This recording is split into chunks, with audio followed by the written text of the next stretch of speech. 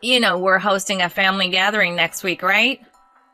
What do you mean by... That means you need to clean this house spick and span. If I spot even a speck of dust, you're in trouble. Here we go again. It's like I'm just the hired help to my mother-in-law, Sally. From the moment I got hitched, it's been a relentless wave of her griping. And the worst part? Sally is sneakily brilliant at chipping away at my sanity, all under the radar of my husband and father-in-law. Before I knew it, I turned into something like her personal lackey. Despite the toll it was taking on me, both physically and emotionally, I stuck it out for the sake of my dear husband. But everyone has their breaking point. Should I walk out on my husband to escape her, or endure and carry on like this? Neither option sat well with me. I didn't want to lose what mattered most. So, I pulled together some backup from around me and started plotting a grand scheme to give Sally a taste of her own medicine. My name's Heather, and I'm 29 years old. Almost 2 years ago, I married my husband Ken, and since then, I've been living at his folks' place being a homemaker. I first met Ken 3 years back, and after a year of going steady, we tied the knot.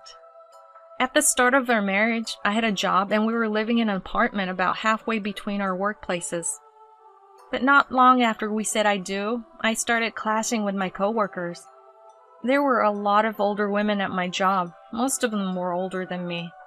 It seemed like they held a grudge because I had walked down the aisle before they did. It wasn't long before they started making my life miserable, and I began to feel the strain, both mentally and physically. I hit my breaking point and spilled the beans to my husband. When I mentioned that I wanted to quit my job, he came up with a suggestion. So Heather, Mom's actually been asking if we'd consider moving in with her. What? Your folks' place? Yeah, it sounds like she's having some health issues lately, and Dad's not getting any younger. They'd feel more at ease with someone younger around. Oh, I see. That makes sense. Your family does live in an area with quite a few older people. Yeah, that's true. I've been pretty worried about them, to tell you the truth, he said with a troubled smile. He was probably concerned about his aging parents. I heard they had him pretty late in life, so they must be pushing 70 by now. His worries about them made sense. Plus, being an only child, he must have been their pride and joy. He's the kind of guy who regularly checks in with his mom just to see how she's doing. So they asked him if we'd consider living with them. If I were in his shoes, I'd probably want to move in with them too. So I was thinking, if you're cool with it, what if you quit your job and we move in with my parents? Wait, I can really quit my job? Absolutely. Honestly, we can live just fine on my income. And if we're at my folks' place, we won't have to worry about rent. We just chip in for living expenses. Are you sure? Are you really okay with me being the only one getting this much help? I can't stand seeing you suffer. If there's a way to make things easier for you, I want to take it. Oh, Ken. Yeah, thank you. And just like that, we made up our minds to move in with the in-laws. I decided that was the perfect time to quit my job. But back then, I had no clue. Just because the job stress is gone doesn't necessarily mean happiness is around the corner. Fast forward a month, and we're having the movers cart all our stuff over to the in-laws. They welcomed us with open arms. Long time no see. Heather, we're very happy you're here. No kidding. When we heard you two were moving in, we were over the moon. They were all smiles as they ushered us into the house. As we ambled towards the living room, my mother-in-law, Sally, hollered from the kitchen. Heather, lend me a hand, will you? Absolutely. I'm on my way. Sorry, I can barely keep up with all this. No problem. I'm here to help. I sprang up and headed to the kitchen. While brewing some coffee, I got the rundown of where everything was. Just when I was about to ferry the mugs over, she held me back. Hold your horses. I gave her a puzzled look, not quite getting what was up. She grabbed a mug and started sipping the coffee right then and there. Sally? She took a sip, scrunched up her face, sighed, and pressed her lips together. This coffee is a disaster. Can't you even make a decent cup of coffee? Well, you're as plain as a post and you can't even brew coffee. You're a real letdown as a daughter-in-law. And I hear you quit your job? About my job, the office politics were getting to me. You threw in the towel over something so petty. I swear, you kids these days, you're just so fickle, aren't you? My workplace was pure torture. But Sally, who didn't have a clue, was laying into me based on her own assumptions. But what could I do? It was my first day there. I couldn't just snap back. All I could do was bite my lip and bear it. She heaved another sigh, tipped the contents of her coffee mug into the sink, and said, Forget it. I'll redo it. You just grab those cakes over there. And just so we're clear, hands off. You're the dud daughter-in-law, remember? I did as I was told. From then on, Sally was all sweetness and light whenever Ken or my father-in-law were around. The sniping started from day one of our cohabitation. Since I was jobless, I was stuck at home during the day. Basically, I was under house arrest, only allowed out for groceries. Clean up properly. Look, there's hair all over. Who taught you to hang laundry like that? Do it right. Your food tastes like cardboard. I can't believe you're serving my son this slop. Day by day, her acid remarks were chipping away at me. One evening, I thought about bringing it up with my husband. Before turning in, I broached the subject. Ken, listen. When I said his name, he beamed at me. Heather, I can't thank you enough. You've been keeping my mom company during the day, right? What? My mom looked really happy today when you were in the bath. She said it's like having a daughter around. She said that? Yeah, totally. You know my dad is always out hitting the links, right? She was home alone all day, so having you here is a load off her mind. He gave my hand a gentle squeeze and smiled, saying, I mean it. Thank you. The moment I saw his face, I was at a loss for words. What should I do now? I had just about mustered the courage to talk to him about Sally when he caught me off guard with his words. The last thing I wanted was to stir the pot in my husband's family because of me. Given the situation, I felt I had no choice but to suck it up. When I met his gaze with a strained smile, he looked back at me, worry etched all over his face. Oh, my bad. You were about to say something earlier. What's up? I couldn't bring myself to spill the beans and ended up playing it off like it was no big deal. A year flew by since we moved in with my in-laws, and Sally's relentless torment didn't let up. My spirit was scraping bottom, but I held on for the sake of my dear husband. Recently, Sally's tongue leashings grew over the top and she began piling on absurd demands. I've got some friends coming over. Go fetch some cakes from the department store in 10 minutes. Get rid of the weeds in the garden while I'm out. Make sure you season the dinner like I do. I'll claim I cooked it. The list just went on and on. Each time I fell short of her escalating demands, I was met with a fresh barrage of abuse. I was teetering on the edge. One day, as I was tidying up the garden following her orders, Sally barked from the inside the house. Hey! I found her smirking as I approached. You know we're hosting a family gathering next week, right? What do you mean by... That means you need to clean this house spick and span. If I spot even a speck of dust, you're in trouble. Hold on, even a speck of dust? That's just not possible. Excuse me? How dare you answer back, you incompetent daughter-in-law? If you refuse, you'll be saying goodbye to Ken. It hit me then. I turned into nothing more than Sally's pawn. I was beat, physically and mentally, but I couldn't turn my back on this life, not when it meant leaving my beloved husband. But even I had my breaking point. Should I walk out on my husband to escape her, or endure and carry on like this? Neither option sat well with me. I didn't want to lose what mattered most. Once I was sure of my feelings, a wave of pent-up anger towards Sally surged within me. I didn't give a damn about the consequences anymore. I was done dancing to her tune. I locked eyes with Sally and made my stand. Fine, I'll get this house cleaned up.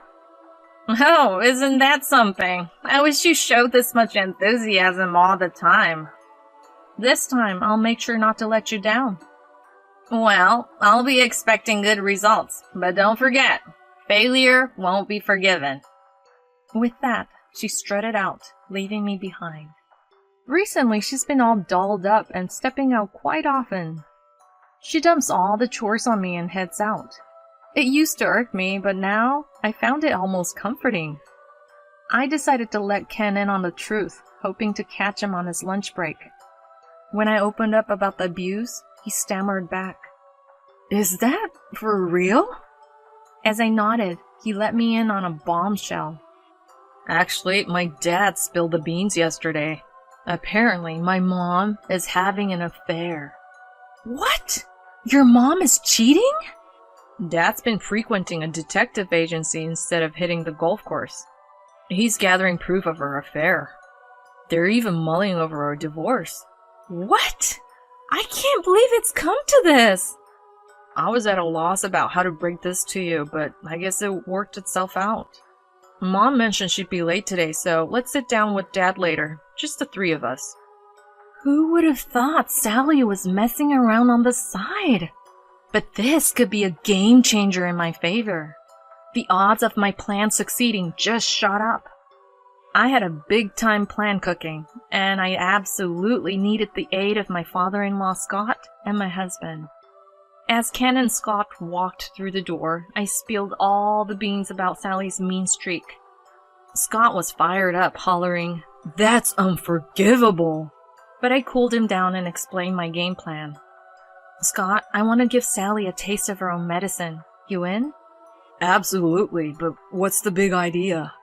As I spilled my plan, Scott and Ken were all ears but trading looks to check each other's take. But they were quick to give the thumbs up, looking back at me. Heather, it's a tall order, but count us in. We're backing your plan all the way. Yeah, you can count me in too. Scott, Ken, you guys are the best. I immediately picked up my phone and hit up my dad back home. What's up? I rapidly filled my dad in on my plan. Dad, here's the plan. I need a hand. I see where you're going with this. No problem. I'll round up the troops. We have to handle some red tape first. Can we shoot for a week from now? Sure thing. Got it. I'll gear up my end till then. Thanks, Dad. With my dad on board, I dove into the prep work the very next day. Alongside Scott and Ken, being super careful not to tip off Sally, we got all our ducks in a row.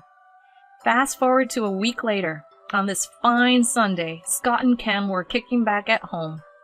Sally was grinning ear to ear, playing the doting mother-in-law perfectly. Heather, what's for lunch today? Since the guys are here, why don't we order some grub? I've got company dropping by soon. Company? Right on schedule, the doorbell chimed. I swung the door open, and there stood my dad. Heather, long time no see. Thanks for coming, Dad. I hate to put you through all this. What are you talking about? You're my kid. It's no sweat. Thanks. Can we get started? Sure thing, but first, get the stuff out. On it. I shot a look to my husband and Scott, and we began hauling our packed gear outside. Having separate rooms in my in-laws' house was a real stroke of luck. We managed to make the moving prep happen without Sally being any the wiser. Seeing us in action, Sally quickly piped up. Hold up! What the heck are you guys up to? Sorry, Sally. Could you step outside? Safety first. What's this about safety? Give it to me straight. No need for a play-by-play. It'll be clear as day once you see from the outside. What on earth are you plotting? As we carted out the last piece of luggage, Sally busted out of the house. A wrecking crane had just rolled up, all set to get down to business. Yep, the favor I asked from my dad was to bulldoze my in-laws' house. We're a construction family, and my old man is still in the game. Whoa! Wait, what's all this? As Sally let out her disbelief, the crane got down to business. Watching the scene, she went white as a sheet. Oh, our house!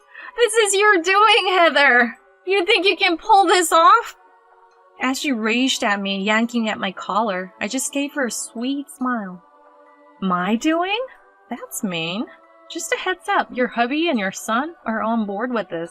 Wait, what? There's no way! They're part of this? Believe it or not, Scott's even got divorce papers ready. Say what? Well, you've been playing the field, haven't you? Sweat was trickling down Sally's forehead as she stumbled backward, her mouth hanging open. The knockout punch came from Scott himself. You've been living high on the hog with my cash and supporting another guy. On top of that, you've been giving Heather hell. When will you hit rock bottom? That's not it, honey. I didn't mean... We've gathered all the evidence we need. Divorce is in the cards. I'll reclaim all the dough you've blown, including damages for me and Heather. If you won't agree to the divorce, I'm ready to take this to court. Brace yourself. No! Sally's piercing scream echoed against the rumble of the machinery. No one was there to comfort her. Eventually, my in-laws split up. The three of us relocated to a monthly rental that we had set up in advance. With nowhere to live and no money to her name, Sally apparently moved in with her brother and his wife. But she's never been on good terms with them, so they're treating her like a maid. While working a part-time gig to scrape by and paying us damages, she's at the mercy of her sister-in-law's bullying. Karma's a beast, isn't it? She could use a bit of self-reflection.